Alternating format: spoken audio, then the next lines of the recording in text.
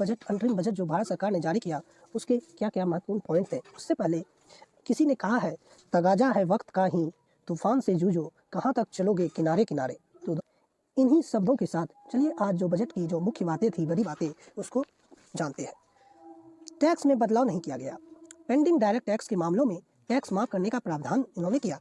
Roof top solar से 300 unit तक की बिजली मिलेगी, इन्होंने ऐसा योजना बताया।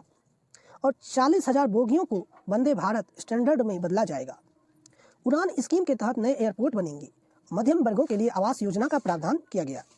बजट की जो और मुख्य बातें थीं, आयुष्मान भारत का दायरा बढ़ाया गया। आयुष्मान भारत का दायरा बढ़ाने का मतलब यहाँ पर आशा कार्यकर्ताओं को भी आयुष्मान का योजना का लाभ का प्रावधान किया गया। लखपति दीदी का दायरा बढ़ाया गया। यू विन प्लेटफॉर्म के जरिए टीकाकरण की शुरुआत की जाएगी। इंफ्रास्ट्रक्चर बजट पर 11.1% बढ़ाकर 11 करोड़ 11 लाख रुपये किया गया। डिफेंस के बजट के लिए मिले सबसे ज़्यादा 6 करोड़ 20 लाख रुपये। एग्रीकल्चर के लिए मिले सबसे कम 1.27 लाख करोड़। और मत्स्य संपदा योजना को बढ़ावा दिया जाएगा। मछली पालन टेकी से भी यूथ के लिए 1 लाख रुपये का कोष जारी किया गया। बजट का क्लाइमेट चेंज पर भी फोकस किया जाएगा। नए मेडिकल कॉलेज बनेंगे। ब्लू इकोनॉमी 2.0 के तहत नई योजना की शुरुआत की जाएगी। टूरिज्म के लिए राज्यों को प्रोत्साहित किया जाएगा। FDI के इनफ्लो की 10 साल में दुगुना किया जाएगा। 2025 से 26 तक राजकोषीय घाटा 4.5% का टारगेट रखा गया। राज्यों में सुधारों की जरूरत, इसके लिए 75,000 करोड़ रुपये इंटरेस्ट फ्री देंगे सरकार। स्किल इंडिया मिशन के तहत 1.4 करोड़ युवा को ट्रेड मिलेगा। 25 करोड़ लोगों को गरीबी से बाहर निकाला, इन्होंने मुख्य बातों में बताया। 78 लाख स्ट्रीट वेंडर को मदद की जाएगी। 4 करोड़ किसानों को फसल बीमा का योजना का लाभ दिया जाएगा। अब जानते हैं कि किसानों को क्या मिला। मनरेगा के लिए 86,000 करोड़ का बजट जारी किया गया। 4 करोड़ किसानों को PM फसल बीमा योजना का लाभ दिया जाएगा। सोलर रूफ टॉप की सूर्योदय योजना के तहत हर महीने 300 यूनिट बिजली फ्री दी जाएगी। PM किसान योजना से 11.8 करोड़ की आर्थिक मदद की जाएगी। मत्स्य संपदा योजना से 55 लाख किसानो61 को रोजगार की प्राप्ति की होगी। देश के 5 इंटीग्रेटेड एक्वार्ड पार्क स्थापित किए जाएंगे। फसलों पर नैनो डेप का इस्तेमाल होगा। 1361 मंडियों को ई-नेम से जोड़ा जाएगा, उसका नाम दिया जाएगा ऑनलाइन प्लेटफॉर्म पर।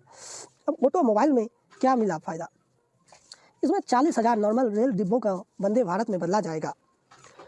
विमानन कंपनियों का 1,000 विमानों का ऑर्डर देकर आगे बढ़ रहा है। पब्लिक ट्रांसपोर्ट के लिए ई-वाहन उपलब्ध कराए जाएंगे। रेलवे समुद्र मार्ग को भी जोड़ने पर जोर दिया जाएगा। टियर 2 और टियर 3 में शहरों को हवाई मार्ग से जोड़ा जाएगा। ई-व्हीकल की चार्जिंग के लिए बड़े पैमाने पर इंस्टॉलेशन होंगे। वेंडरों को काम मिलेगा। रोजगार की बात कर रहे हैं। रियल एस्टेट का क्या मिला। सरकार मिडिल क्लास के लिए आवास योजना लाएगी। अगले 5 साल में 2 करोड़ घर बनाए जाएंगे। PM आवास के तहत 3 करोड़ घर बनाए गए। इनमें 2 करोड़ आवास अगले 5 वर्ष में बनने जा रहे हैं।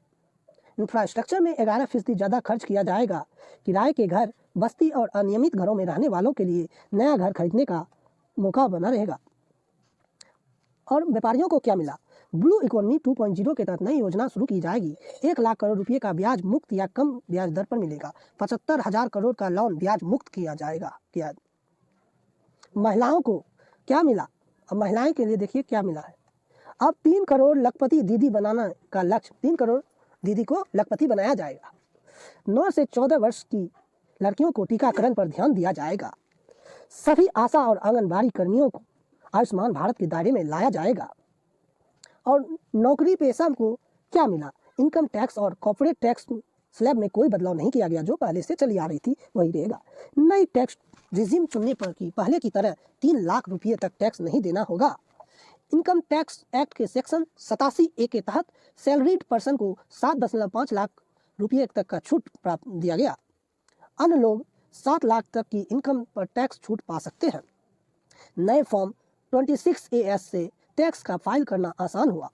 और 2013 से 14 के बीच 93 दिनों की बजाय अब 10 दिन में रिफंड का प्रावधान किया गया। धन्यवाद। बजट आपको कैसा लगा कमेंट करिएगा। Thank you.